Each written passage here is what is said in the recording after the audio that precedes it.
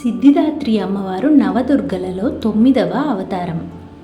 భక్తులకు అన్ని రకాల సిద్ధులను ప్రసాదించే దివ్యమూర్తి, సర్వసంపదల దాత్రి, మోక్షప్రదాత్రి, భక్తికి ప్రతిఫలమిచ్చే పరమ తల్లి. సిద్ధిదాత్రి తల్లి నుండి జనులందరూ నేర్చుకోవాల్సిన గుణాలు: దాతృత్వం, జనరాసిటీ. మన దగ్గర ఉన్న జ్ఞానం, సంపద, శక్తిని ఇతరులతో పంచుకోవాలి. జ్ఞానం పంచితే శక్తి పెరుగుతుంది. సహనం, పేషెన్స్.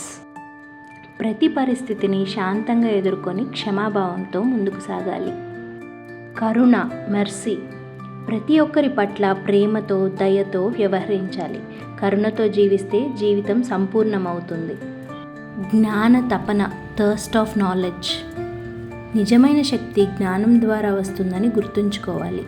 ఉపకారం, జ్ఞానం, సహనం ఇవే నిజమైన ఆభరణాలు. ఆత్మవిశ్వాసం, సెల్ఫ్ కాన్ఫిడెన్స్.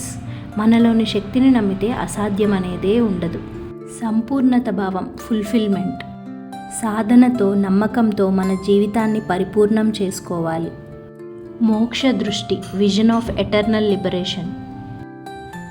భౌతిక విజయం మాత్రమే కాకుండా ఆధ్యాత్మిక ఉన్నతిని కూడా లక్ష్యంగా పెట్టుకోవాలి.